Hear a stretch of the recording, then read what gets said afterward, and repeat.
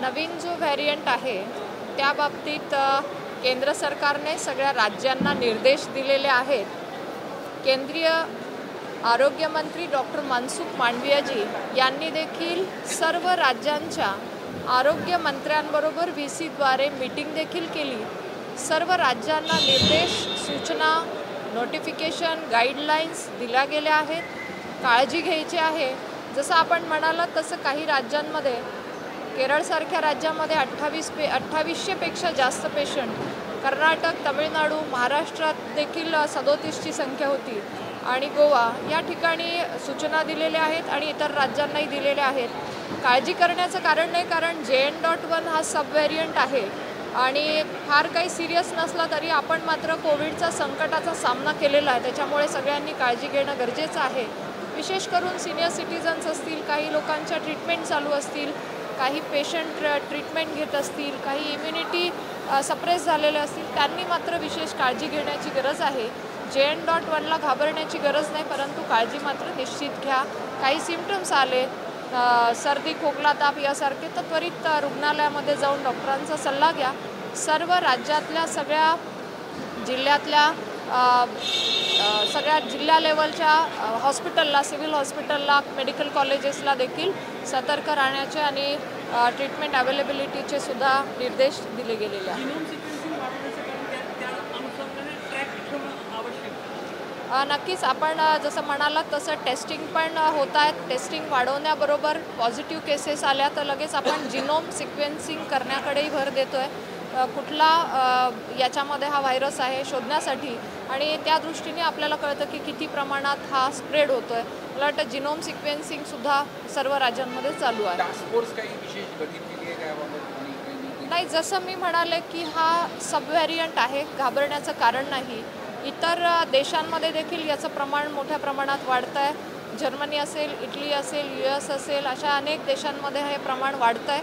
आपल्या देशात जवळपास 3500च्या आसपास याच्या केसेस होत्या आणि म्हणून आपणही अलर्ट मोडवर खबरदारी विशेष घेतो आहे। टास्क फोर्स आपला आधीच गठीत होता, त्यांनी जो प्रोटोकॉल तयार केलेला आहे त्यानुसारच सर्व राज्यांना या सूचना केंद्र सरकारने दिलेल्या आहेत आणि केंद्र सरकार, राज्य सरकार मिळून याच्यावर मॉनिटरिंग करत आहे।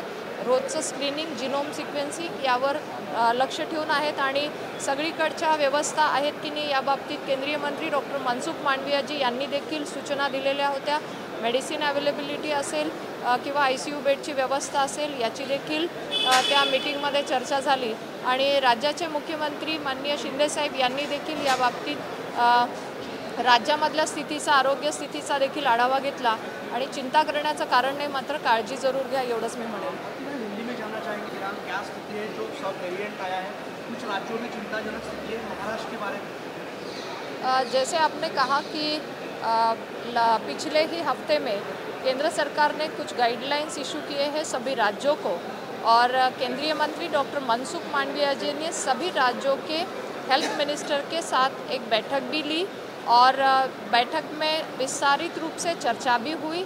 किसी राज्य को स्क्रीनिंग, टेस्टिंग के लिए कोई दिक्कत है क्या या मेडिसिन अवेलेबिलिटी के लिए ये चर्चा हुई। सभी राज्यों को साथ मिलके केंद्र सरकार सहयोग में आगे काम कर रही है और जिनोम सिक्वेंसिंग स्क्रीनिंग के साथ बढ़ाई जाए, ये भी निर्देश दिए गए हैं। मुझे लगता है कि जैसा हमने देखा कि कोविड के बारे में हम सब सतर्क हैं, हमें प्रोटोकॉल्स भी पता है, फिर भी JN.1 जो नया वेरिएंट है ये सब वेरिएंट है, सब टाइप है, तो डरने की आवश्यकता नहीं है, लेकिन फिर भी हम सावधानी ज़रूर बरतें, प्रोटोकॉल के साथ हम आगे बढ़े, यही मुझे आपके माध्यम से सभी को सूचित करना है। जैसे मैंने कहा, डरने की कोई बात नहीं है क्योंकि एक सब वेरिएंट है, लेकिन फिर भी ये थोड़ा फास्ट स्प्रेडिंग हो रहा है।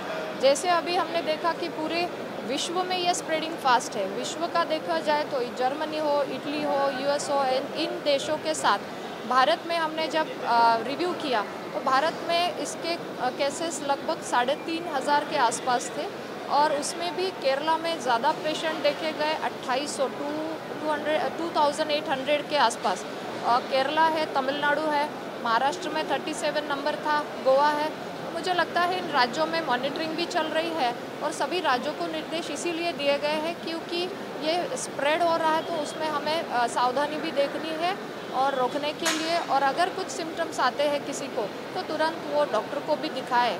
और ये जैसा मैंने कहा, इसमें डरने की आवश्यकता नहीं, लेकिन आप अपनी सावधानी से काम लें। Thank you.